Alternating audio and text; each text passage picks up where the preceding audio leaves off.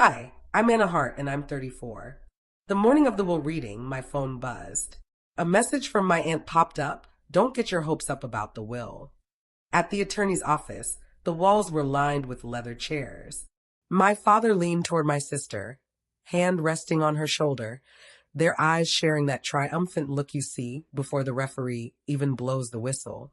I sat alone, receipts from calls and hospital visits tucked in my bag. What I didn't realize was that they had already rewritten my place in the family. When people ask me about family, I think of my grandfather. He was the only one who truly believed in me when no one else did. When my startup failed, he said, "Failure is tuition. You've paid the fee. Now use what you've learned."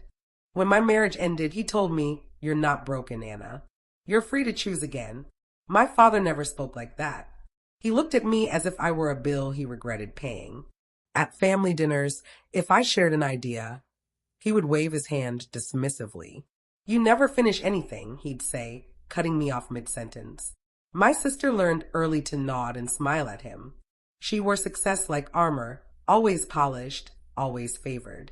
Whenever she entered a room, he called her the daughter I can rely on. Once, at a holiday meal, I had set the table early. He came in, saw my sister adding napkins, and said, "You always know how to take charge." She hadn't even lifted a single plate. At family meetings, I was told to stay quiet.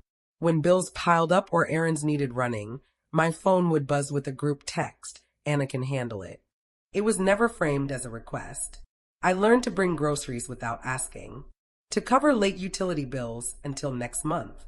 When I pushed back once, my sister tilted her head sweetly. Better let someone capable handle it. Capable, of course, meant her. My father didn't argue. He simply agreed. When I looked to my grandfather for support, he shook his head quietly and whispered, "Don't let them write you out of your own story." Still, every insult felt like a brick stacked on my chest. Each dismissal, each remark that I wasn't enough, made the world tilt toward their version of family. I had hoped the will would tell a different story. Grandpa knew who showed up at the hospital, who drove him to appointments, who stayed through long nights with machines beeping endlessly. But my father and sister had rehearsed their roles. She played the perfect heir. He played the proud patriarch. And I was cast as the irresponsible daughter, a role I never auditioned for, but kept being assigned. Every slight, every shove to the side, every dismissive word was preparing the stage for what came next. I stopped arguing at the table and started keeping records. I printed every email from my grandfather and filed them carefully. The one that mattered most read, "The lake house will be Anna's." I kept 3 copies, home, work, and off-site, and scanned the letters in high resolution twice. I named the files by date, not feelings, so nothing could get lost.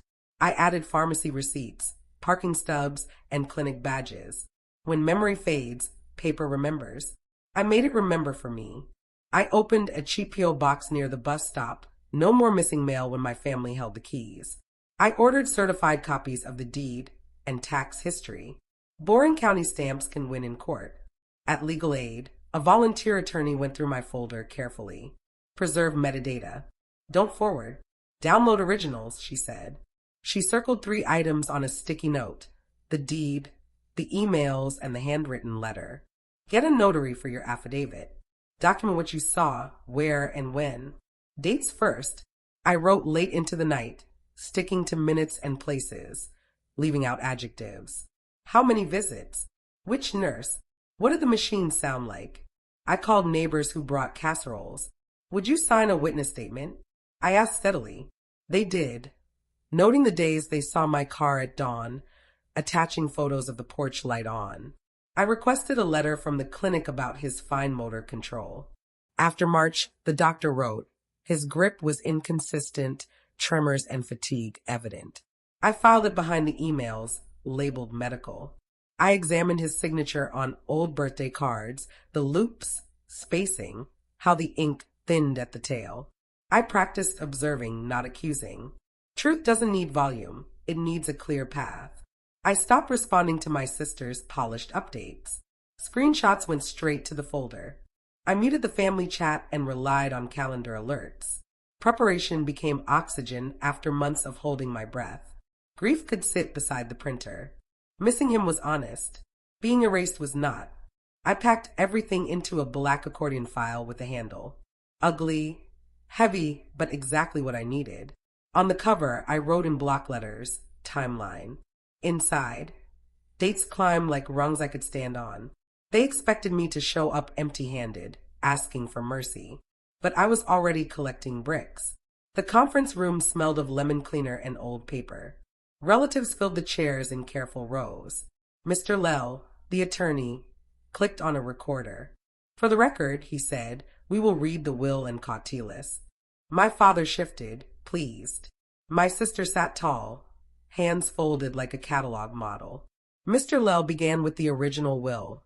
Specific bequests, charities, a scholarship in my grandfather's name. Then came the line I knew by heart. The lake house shall pass to my granddaughter and a heart. I exhaled. My aunt squeezed my shoulder once, then let go. Mr. Lell cleared his throat and lifted a second packet. Now the codicil, he said evenly. Executed April 12th of this year. My father glanced at my sister and smiled. She didn't return it, holding her practiced expression forward. Mr. Lell read the new lines slowly, revoking item 7 regarding the lake house. Residue of the estate to David Hart and Emily Hart as joint tenants. Silence bounced around the room. Then the soft congratulations. The rehearsed nods. I didn't clap. I checked the date again. April 12th. On April 12th, my grandfather's hands trembled like sparrows. On April 12th, the nurse noted him sedated for imaging. On April 12th, I was in his room at 6:40 p.m., holding a cup so he wouldn't spill water on his gown. Mr. Lell continued. Witness signatures are on page 3. He slid copies across the table like diner placemats. 2 names, neat and unfamiliar. No addresses or phone numbers, just ink on white. My father leaned back, whispering, best for the family, finally. My sister said nothing, her eyes flicking to the date and back to me. I wrote in my notebook, hand steady, April 12th, 1400, 1700. Checked chart notes, circled the line, and pressed my pen until it dotted. My aunt coughed quietly, as if she'd swallowed a crumb. Anna, she whispered. You okay? I nodded. I was fine. Fine like a straight line. Fine like a leveled surface. Mr. Lell folded his hands. Any questions before we wrap up? He asked. My father spoke for everyone. No need, he said. We're satisfied. I raised my hand anyway. Just one, I said. Can you confirm the time of execution? Mr. Lell flipped to the last page and frowned. It only lists the date, he said. No hour noted. I nodded slowly. A missing hour is still a point on the map. You can stand there and measure distances in every direction. I slid the codicil copy into my folder next to the emails. Deed, medical letter, timeline. Everything had a tab. Everything had a date that could fight back. Applause started again, small and sticky.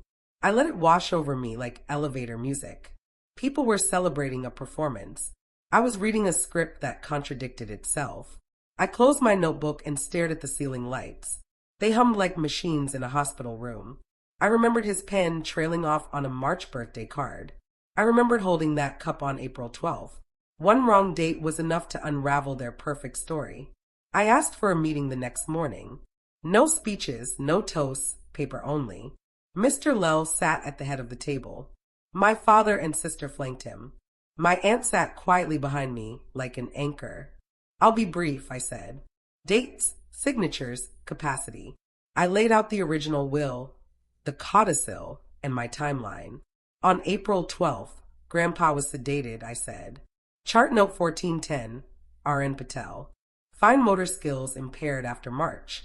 Letter from Dr. Sloan attached. I slid the papers forward. Capacity matters. So do hands that can't grip. My father exhaled. He softened. Then the paper will match, I said. It doesn't. I placed his March birthday card on the table. Soft loops, fading tails. Then pointed at the codicil. Sharp strokes, wrong rhythm. Where are the witness addresses? I asked. Where's the notary log entry for April 12th? Where's the time of execution? Mr. Lell checked the copy. No hour listed, he said. No notary attachment here. My sister lifted her chin. Grandpa wanted harmony. Harmony doesn't need missing hours, I said. Harmony doesn't need strangers as witnesses. I laid out 2 emails from Winter. The lake house will be Anna's, he wrote. Keep taxes current. She knows the caretaker. My father tried the old line. You never finish anything. I'm finishing this, I said. With dates and original ink. I went procedural. Preserve all originals. Suspend distribution. Produce the notary log. Contact both witnesses. Certified copies of the medical notes. I'm filing a petition to contest the codicil. Mr. Lell looked at me, then at the table. My duty is to the estate in-law, he said. Given these discrepancies, distribution is suspended. We'll secure the originals and notify the court. My sister whispered, You're embarrassing the family. Family embarrassed itself, I said. I'm rescuing the truth. My father softened again.